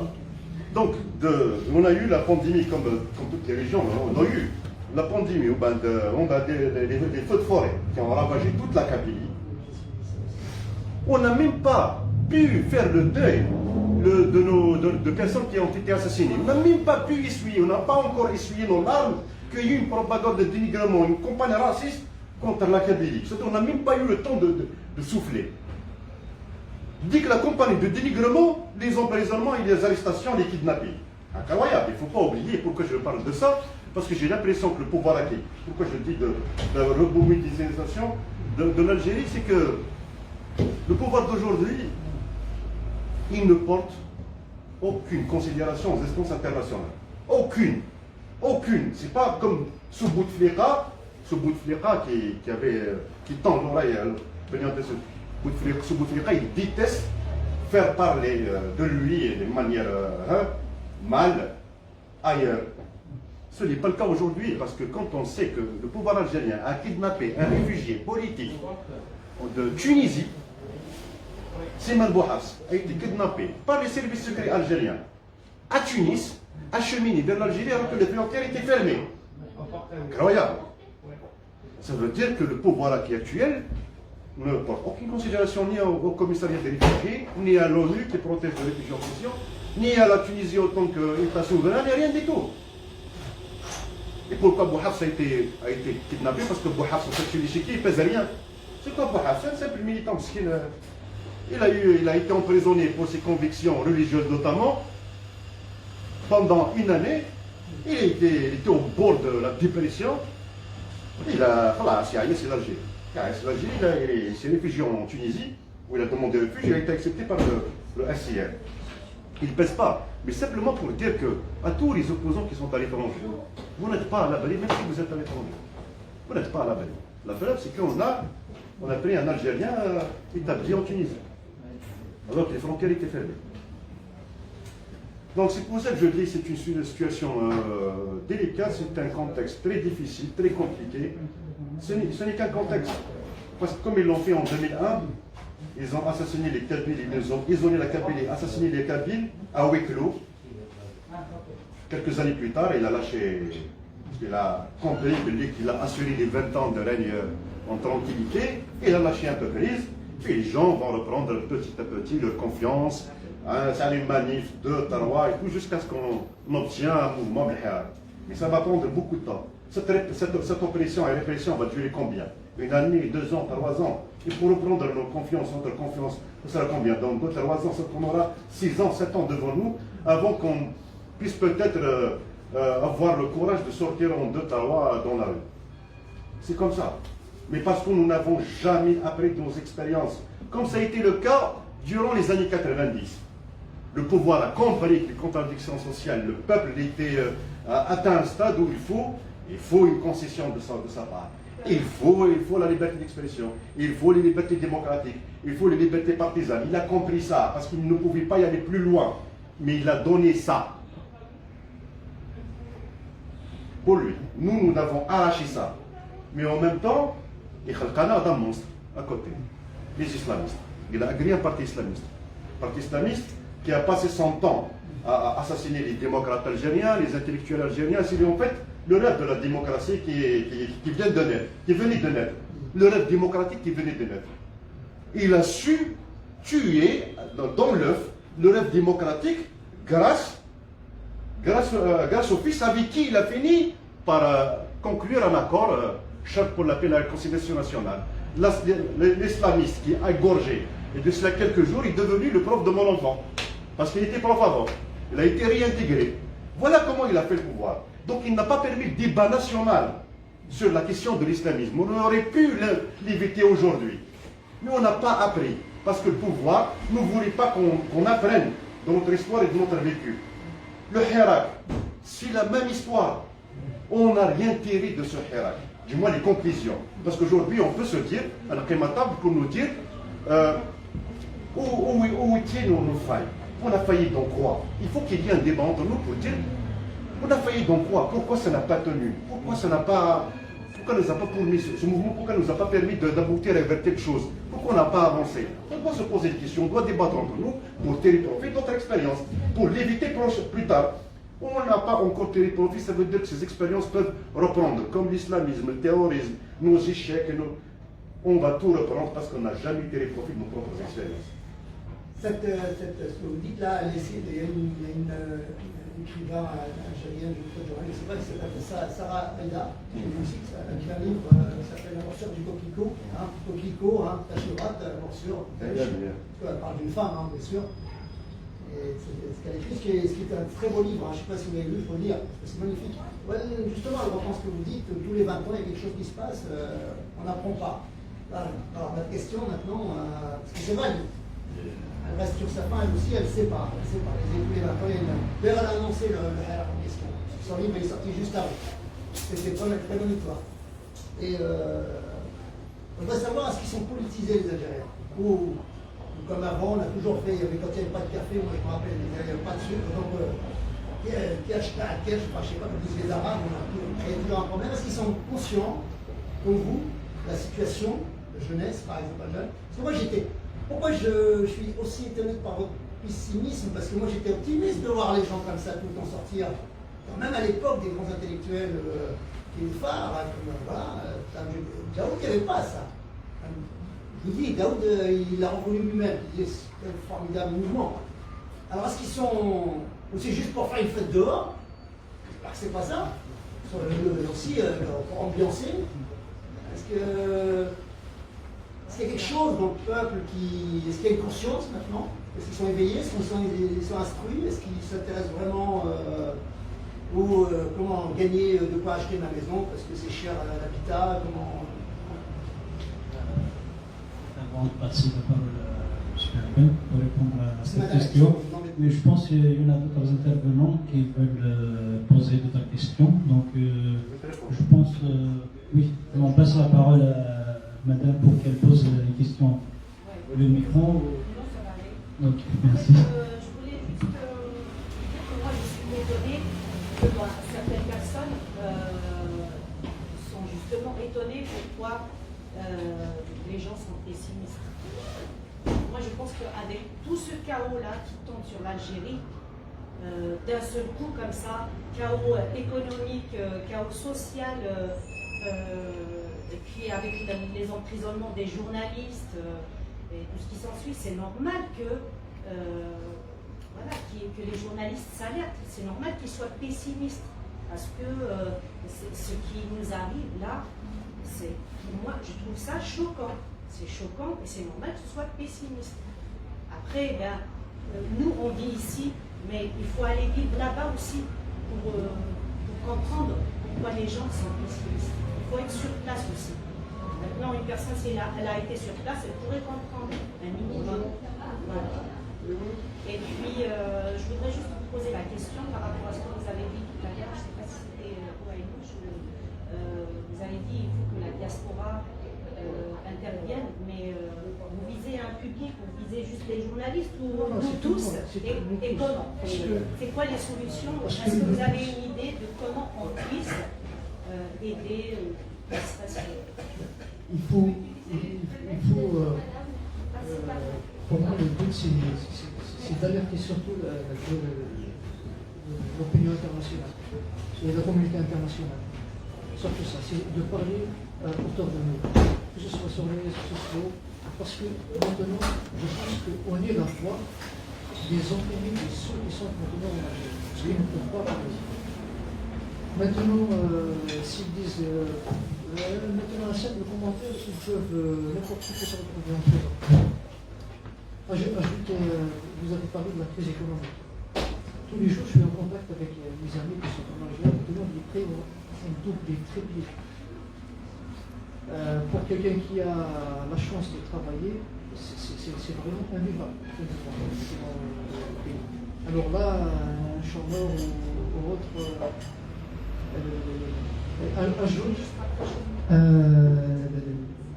ajoute l'emprisonnement,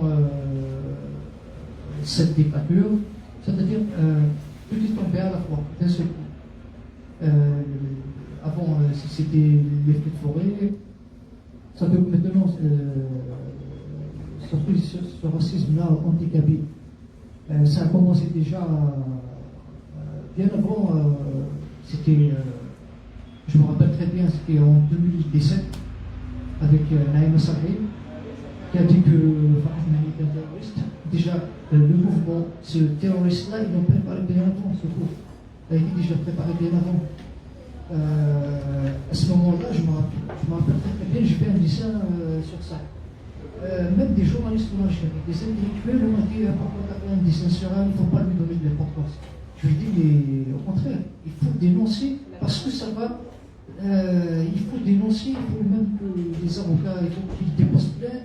À l'époque, elle était députée, il faut vraiment que cette immunité parlementaire soit retirée parce que c'est pas normal. Mais ils se sont dit, et ben voilà, à ce moment-là, on m'a dit, oh, on n'a pas d'importance, il ne faut pas lui donner trop d'importance, dire n'importe quoi, mais finalement, elle a réussi à banaliser le racisme handicapé. Il n'y a pas que elle, il y avait elle, il y a quelque chose, il y en a beaucoup. Et même, il y a aussi une question, c'est par rapport à Kamel Daoud. Kamel Daoud, lui aussi, il a parlé, il a fait un article dans les chroniques. Mais oui, c'est pas du racisme. En fait, il a dit que le responsable du MAC est terroriste. Voilà, c'est-à-dire Farahmani. Moi, je trouve ça. Oui, par exemple, Farahmani, on peut critiquer le MAC, ils peuvent dire que c'est un mouvement séparatiste, c'est un mouvement qui veut son indépendance. Et il y a des gens qui peuvent ne pas être d'accord, mais dire que c'est un terroriste. J'ai jamais, honnêtement, j'ai toujours été peut-être l'un des premiers à critiquer le MAC dans mes dessins quand je trouve quelque chose qui cloche. Si je trouve que qu'ils sont en train de supersécuter, je défends pas le MAC, mais je défends la liberté d'expression, je défends la démocratie. Ça ne veut pas dire que. Mais le taxi de terroriste, vraiment, ça dépasse toutes les limites quand même. C'est inimaginable. Et là, c'est-à-dire ils ont réussi à banaliser le racisme handicapé.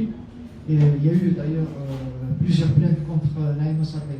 D'ailleurs, à ce jour, elle n'a pas été inquiétée. Elle continue encore à insulter les Kabyles, à appeler. C'est eux-mêmes qui appellent à ne pas faire du commerce avec les Kabyles. Il ne faut pas se marier avec les Kabyles. Et à la fin, quand il parle des Kabyles, l'unité nationale. Elle est où l'unité nationale quand c'est eux-mêmes qui poussent les Kabyles au radicalisme? Ils ont fait à Moustaganem un rassemblement qu'ils ont appelé Opération Zéro Kabyle. Et dans l'opération Zéro Kabyle, il y avait même des 4 mètres des gendarmes en train de les protéger. C'est incroyable. C'est-à-dire, leur but, l'opération Zéro Kabyle, c'est-à-dire il ne doit y avoir aucun Kabyle, ni dans le ministère, ni de les remplacer, ni dans l'armée. Et ils essaient de liquider aucun Kabyle dans un poste important ou même dans la presse. C'est ce qu'ils sont en train de faire. Ils ont licencié combien de Kabyles que ce soit dans l'armée. Il y avait même des généraux, même Kabyles qui ont été assassinés même. Et ça, ça donne normalement, c'est ça qu'on doit dénoncer à la communauté internationale, parce que c'est pas normal. Et à chaque fois qu'on essaie de dénoncer dans le texte de hacker, de soif, de la main d'étranger, il y a des juifs qui sont derrière, toujours ils cherchent un ennemi toujours intérieur, c'est très facile, il y a les Kabyles, ça c'est l'ennemi intérieur, et l'ennemi extérieur maintenant, ils ont inventé le Maroc, depuis quelques temps, mais c'est le Maroc, et les Israéliens, comme d'habitude. Et voilà. Et maintenant, ce qui m'inquiète surtout, c'est ce racisme anti-kabyle. Et des appels. À chaque fois qu'il y a un kabyle, on nous taxe de tous les noms, on les pointe du doigt, et à la fin, on dit nous, on est pour l'unité nationale. Moi, je pense que c'est une contradiction. Est-ce que l'unité nationale, c'est-à-dire, c'est de parler de toute l'Algérie, mais de mettre les kabyles de côté, de les pointer du doigt. Quand je regarde, c'est-à-dire le mouvement des kabyles, les radicaux, parfois je me dis, quand j'analyse la situation, je me dis c'est le pouvoir lui-même qui les pousse de demander que ce soit l'indépendance, ou l'autonomie, ou le fédéralisme, c'est-à-dire il le pousse en quelque sorte. Je sais pas, moi je connais rien d'Algérie, hein, donc je suis. Deux choses. Monsieur parlait de pessimisme, moi je dirais plutôt de. Enfin, je ne sais plus parler. Pessimisme. Moi je parlerais plutôt de désespoir. Voilà. Je suis dans un organisme social où je vois arriver des personnes qui viennent d'Algérie, qui arrivent ici sans papier. Donc à chaque fois, moi j'aime bien parler, j'aime bien les gens que j'ai en face de moi, qu'ils soient algériens, tunisiens, marocains ou même géorgiens, etc. J'aime bien savoir. Ouais. Je leur dis, mais vous vous rendez compte de la vie que vous allez vivre là. Vous allez quitter un pays avec votre culture, le soleil parfois, la nourriture, le rapport entre les gens, et là vous allez arriver, où allez-vous vous loger? Qu'est-ce que vous allez faire? Comment vous allez vivre au quotidien? Ça va être terrible pour vous, vous allez connaître le froid, peut-être un peu le racisme des Français, qui est là quand même, ça existe aussi. Et ils disent tous, on préfère ça que ce qu'on vivait en Algérie.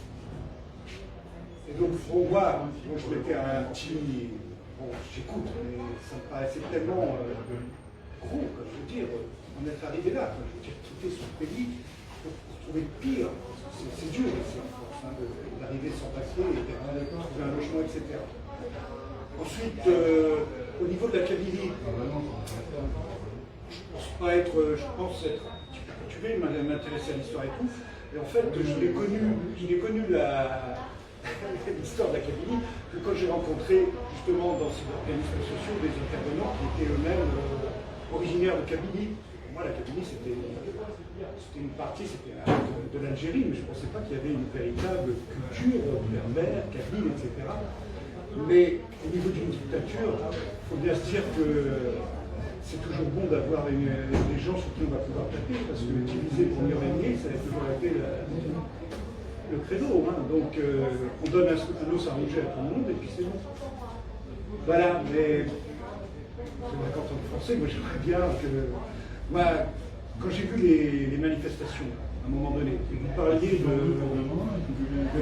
des journalistes, quel que soit le pays, il y a toujours des contraintes.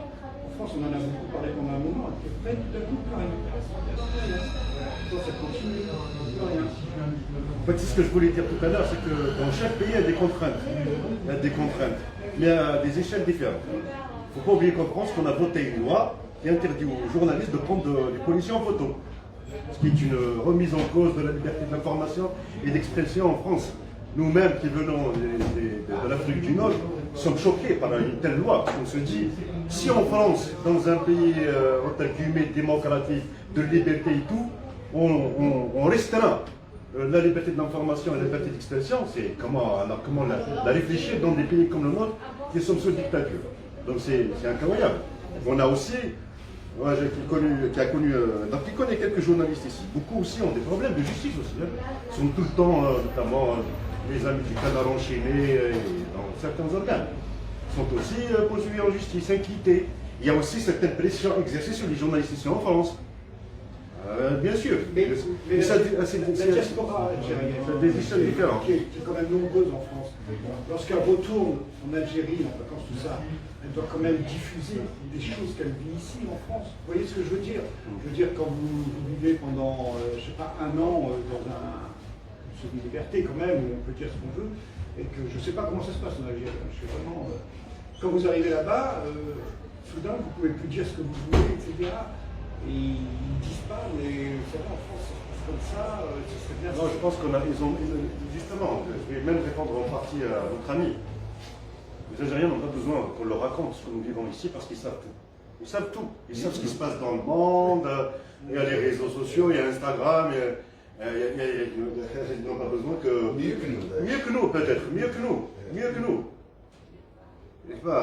Ils sont au courant de tout. Le problème, c'est pas le fait de savoir, parce que c'est pas le fait de savoir comment ça se passe dans le monde, qu'est-ce qu'il y a dans le monde.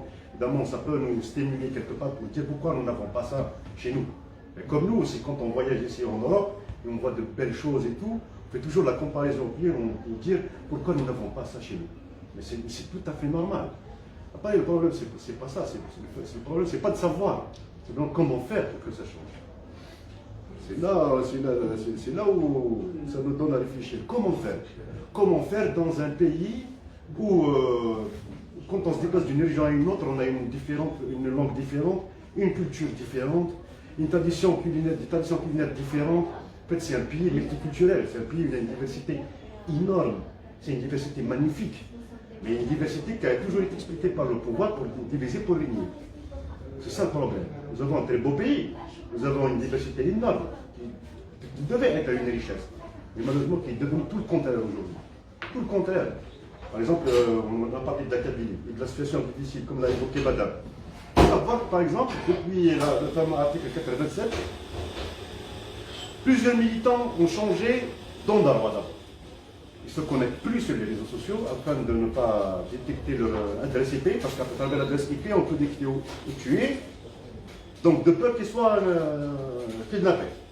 L'interpellation, c'est devenu démonté maintenant par le pouvoir. J'ai kidnappé direct. Donc, ils ont changé d'endroit. Ils ne voient plus leur famille, leurs proches, leur village depuis un très bon moment. Ils pensent être à la baie. Je ne sais pas. Ils pensent être à la baie. D'autres, pratiquement, qui étaient isolés du village, ont loué, ont trouvé une maison ou un abri au milieu du village. Jour où ils viennent les interpeller ou les kidnapper, du moins peut-être que les villageois vont les sauver. Donc c'est pour dire que le pouvoir a réussi à nous mettre dans un paranoïa. Un paranoïa et une schizophrénie qui est très difficile à gérer.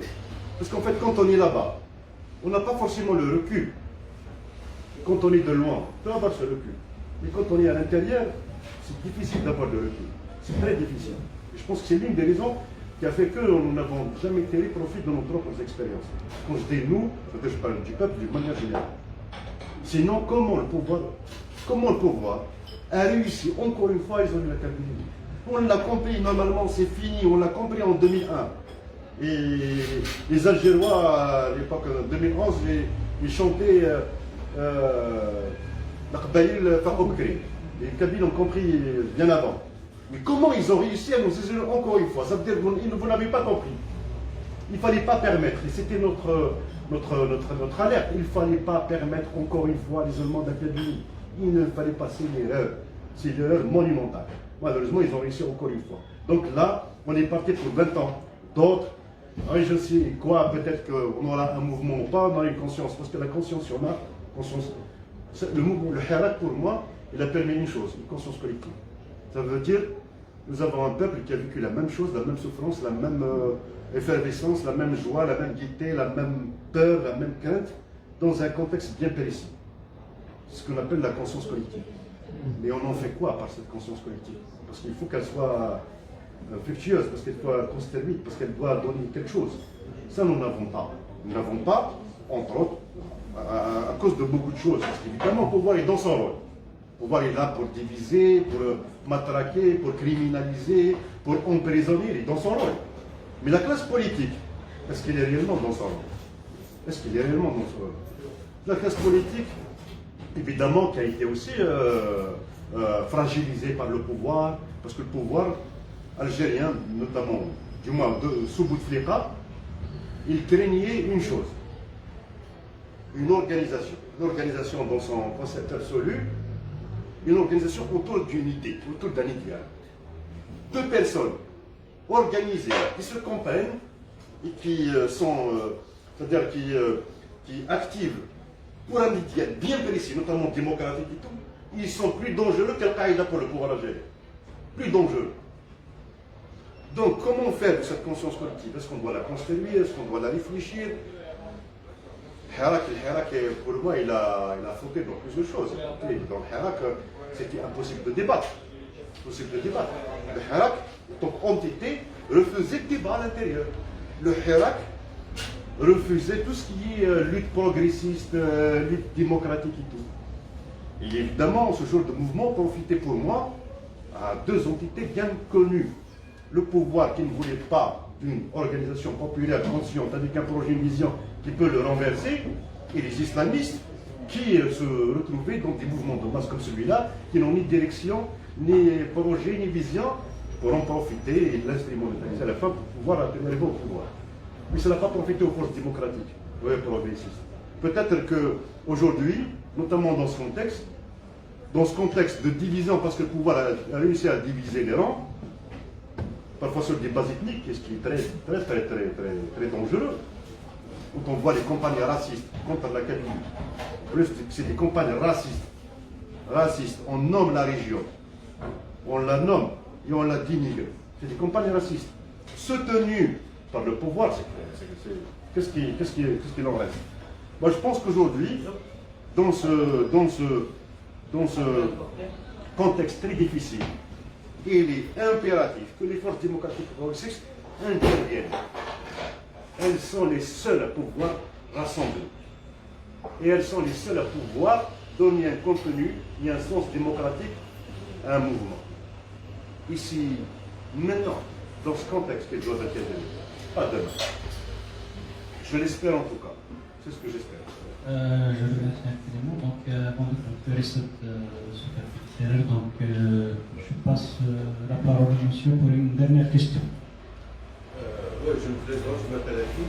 Effectivement, je suis installé depuis 20 ans ici à Rouen. Donc, c'est juste pour attirer votre attention sur une petite question que vous avez posée, que je ne comprenais pas comment les gens prennent cette aventure et devenir comme ça, des aventuriers, même suicidaires parfois. Et il y a eu des histoires tristes. Mais je tiens à témoigner juste d'une petite histoire récente. Un ami m'a appelé pour parrainer sa fille qui vient de s'installer ici en tant qu'étudiante. Elle a passé son bac général en arabe et elle a passé son bac français dans le lycée français aussi. Et par contre, la livre, elle a eu 18. Donc elle paye son loyer ici à 400 € dans une cohabitation, enfin comment on appelle ça, colocation, et elle paye vraiment cher. Cette famille, elle a économisé beaucoup d'argent pour faire réussir leur fille. C'est leur seul projet important. Et donc quand je vois une fille de 18 ans qui projette, j'ai discuté avec elle un petit peu, qui projette des idées fabuleuses, et puis c'est un génie, quoi. Et donc voilà, on appauvrit le pays, pas de son argent, mais de son intelligence, et c'est ce qui est le plus important. Maintenant, quand je lui pose la question en lui disant, en résumé, juste un mot, une phrase pour me résumer la situation de la jeunesse. Comment est-ce que tu peux me dire un mot? Le mot qu'elle utilise, c'est l'enfer. Le mot, c'est l'enfer. C'est une fille qui habite à Babloued. Et elle me dit, à Babloued, quand je sors, les gens me disent pourquoi on appelle ça un clone, je ne sais pas, c'est du récit, c'est ça, du récit. Pourquoi vous ne faites pas du récit? Parce que c'est Sunna, c'est le prophète Mohammed, mais du récit. Et elle, je lui dis alors, c'est quoi ta réaction? Mais elle dit, je ne comprends pas. Et les gens, ils meurent de pauvre, ils meurent de faim. À côté de moi, ils me parlent de récit. Donc voilà la question de profonde de la société. Et elle veut rester en Algérie. On a remarqué pendant le Hirak qu'il n'y avait pas beaucoup de bateaux qui traversaient la mer.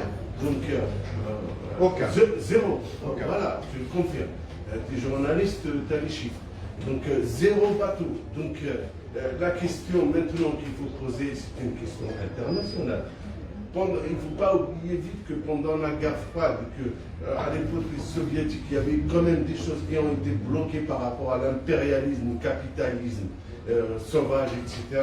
Et on parlait, il y avait des anciens qui ont fait des études, notamment des étudiants qui ont maintenant 70 ans, et ils disaient qu'en quoi, il leur disait qu'il y a un nouveau ordre mondial qui s'installait, et ces gens-là, enfin ces étudiants-là qui sont maintenant retraités, nous disent, à l'époque on croyait pas, mais maintenant on croit à ça.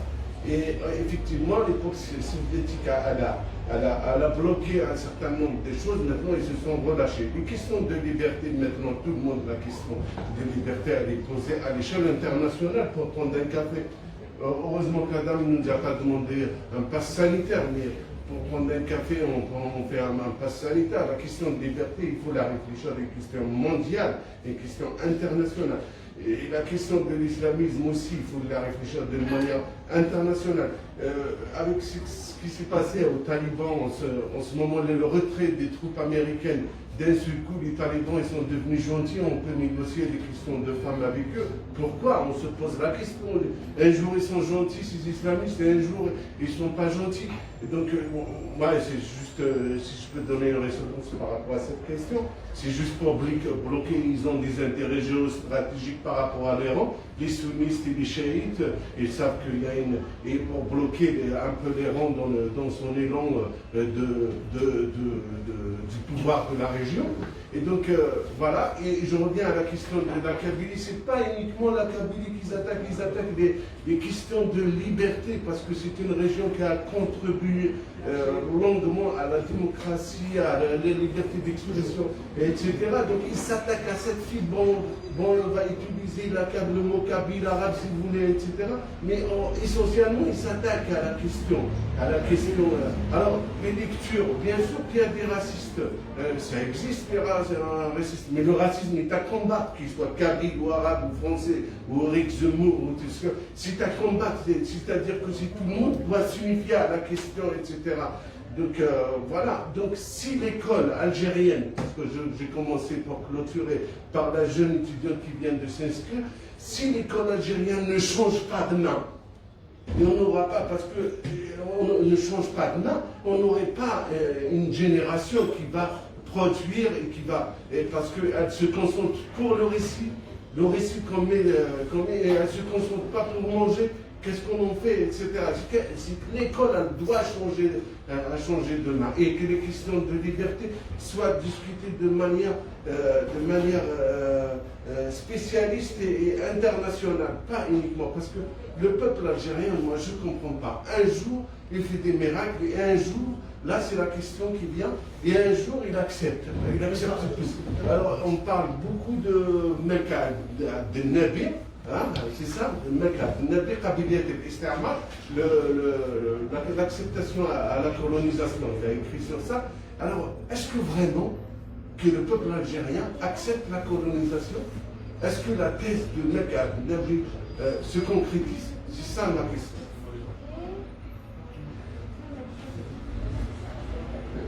Je finis. Merci beaucoup, monsieur, pour votre intervention. Je remercie aussi, messieurs, dames, pour votre venue.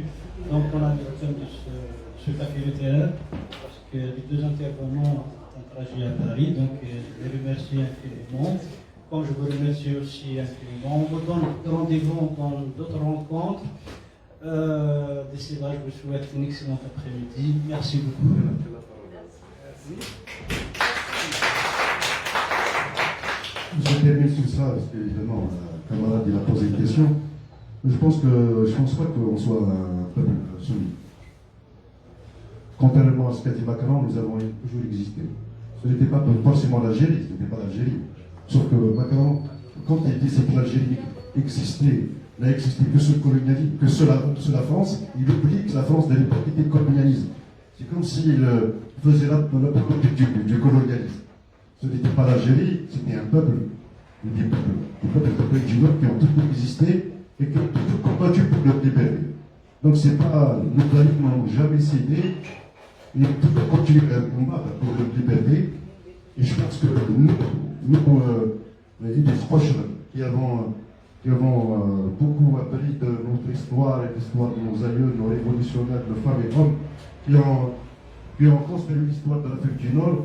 Nous avons appris beaucoup d'eux, et je pense que, d'une manière générale, les Africains, les non-Africains, pas seulement les Kabyle, les Algériens, les Tunisiens, les Marocains, n'ont jamais cédé, continuant toujours à se battre pour les libertés. C'est le cas de la Tunisie, c'est le cas de beaucoup de militants de beaucoup de mouvements au Maroc, c'est le cas aussi en Algérie, c'est le cas en Kabylie, c'est le cas ailleurs. En Égypte aussi, on résiste, pas seulement en Égypte. En Égypte, c'est le Soudan aussi, avant-hier. Donc il y a eu un retournement de situation au Soudan. Les militaires qui ont repris le pouvoir et on a vu des manifestations de militants, citoyens et citoyennes qui étaient contre la reprise du pouvoir par les militaires. Je pense que nous sommes un peuple, comme on dit, même si ça nous chatouille quelque part, on aime bien le dire, ça nous remonte un peu pour moral. Nous sommes un peuple de guerriers, et nous le resterons, et nous ne perdrons jamais espoir. Continuons nos pattes de par nos moyens humains, intellectuels et matériels. Mais nous allons certainement réussir, comme le dit mon ami Fatah Abbas, effectuellement présent, nous allons vaincre, ils ne feront que vaincre. Merci